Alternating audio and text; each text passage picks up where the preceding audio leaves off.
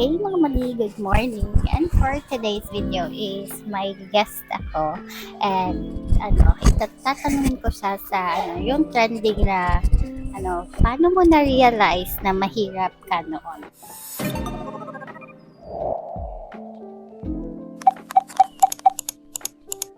So, please help me welcome my husband. Tadam! Naano sa Matuya karon, and while waiting sa amo ang some order, so tatanungin ko siya, paano mo na-realize na mahirap kayo noon? Okay ka magbisaya? Hindi ko ma-realize kasi ngayon, mahirap pa naman kami.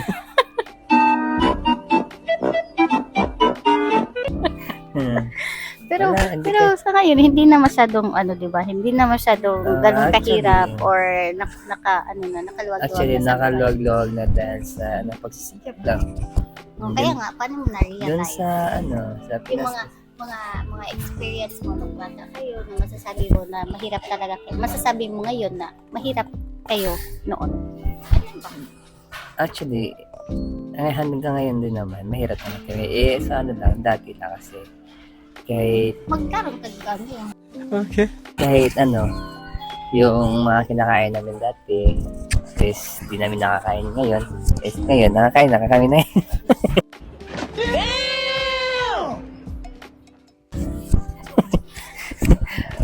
Actually guys, kami dati sobrang hirap talaga.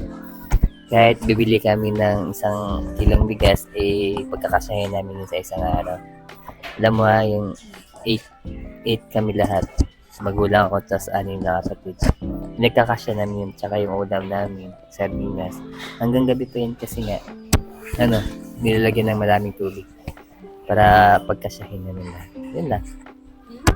Tsaka ngayon is nakaluwag-luwag na yun. Kahit kunti lang yung sahod is nakapagpadala naman ng maayos. Tsaka at least nakakain na silang masarap. Yun lang. So, yun lang. Oo.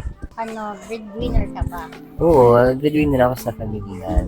Yun ako yung lahat nagbabayad. Pero yung mga kapatid ko naman tumutulong din pag meron sila. So, kumusta naman yung life or kumusta yung pagiging breadwinner?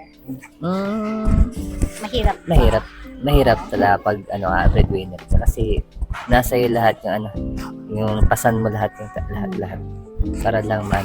Pero wala naman, di naman sa dito. Magiging masaya ka lang. Nakikita sila na happy sila, nakakain sila ng mais. Tsaka, masaya naman yung makapagbigay ng Okay. nakakabigay ka ng pera sa magulang tsaka kapatid mo.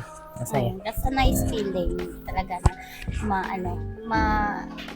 every sahod kahit na walang matitira sa'yo. At least masaya. Na lang. So, ayun. Let's have a break kasi it's our number. Okay. Okay. So, I have still a lot of questions para Mirabai. Ano nakapag-decide ka nga mag-abroad?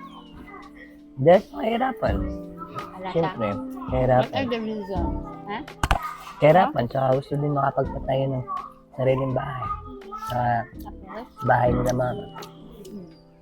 So, ilang taon ka na dito sa Japan? Dapat na paano ako sa Japan. Pero, nagsisikap pa rin. Para sa future. So, sa 4 na taon mo, may ipon ka na ba?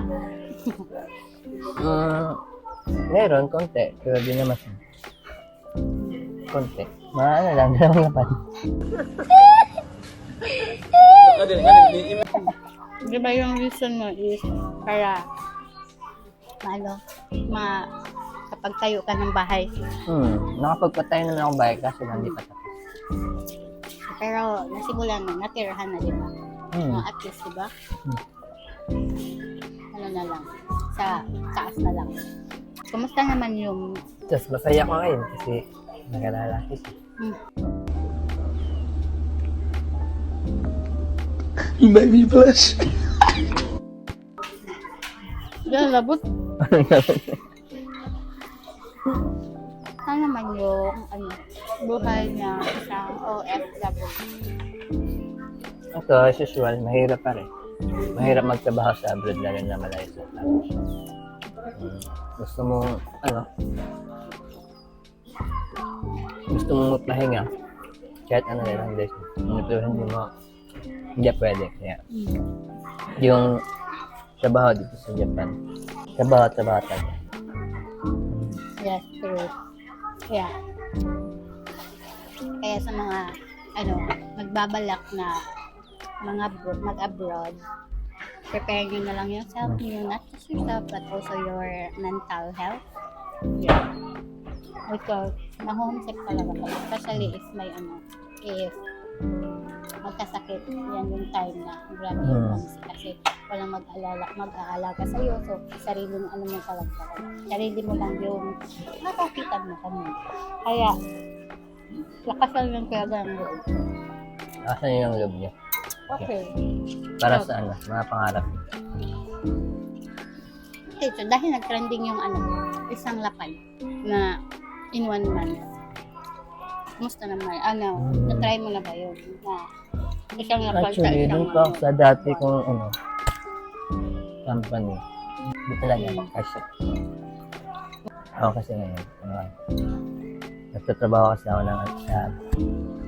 nasa city kasi ako nakatira. Hindi mo talaga maiwasan na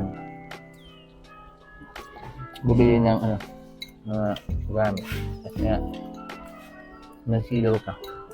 Kaya na maraming restaurant dito. So ba, ano ba yung trabaho mo dito para malaman mo? Ako dito, guys. Sa dati, ako, carpentry. Sa 3 years mo. Sa 3 years ko, carpentry ako. Tapos, paglipat ko dito, likas na ako. Kumusta naman yung trabaho? Ano lang. Masaya nga ako dito. Maaga nga ako lakad. Maaga naman ako. Siyempre, ito yung pinaka-importante. Okay ba yung sahod? Okay ba yung sahod mo doon? Sakto lang. Gaano ka sakto? Masasip.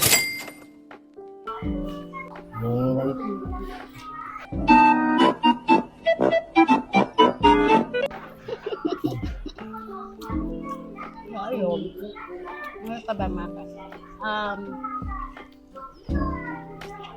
Ano yung advice mo sa mga nagbabalak mag-abroad, especially dito sa Japan, at nandito kami sa Japan.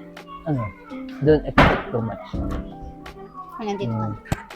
Kasi nga, habang sa Pinas, nag-expect ka ng malaki sahod, relax yung trabaho. Balik sa rin mo yun. Lahat ng hirap, pagod, dito sa Japan. Depende sa pinapasukan yung life. Kaya kung magbabalak sa papunta sa Japan, go for it. Hindi, pag-pray niyo yan. Huwag lang mag-expect ng too much. So, pursue your dreams, guys, if you are Huwag ka lang mag-expect ng too much. Okay?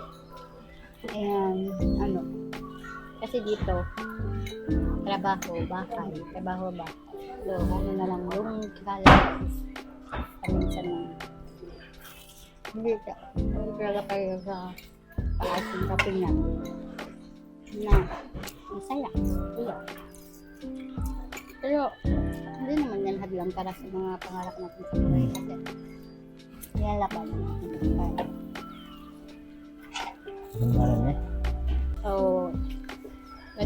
yun lang yung mga katangungan ko for today's video. So, if you have mga questions about dito sa Japan or anything about the Japan, so you can drop your comment or questions in the comment section. So, ayun yung. Thank you so much for watching for today's video, and thank you so much for my hubby for my guests. Thank you. For my guests. And see you on my next video. Bye. Thanks for watching.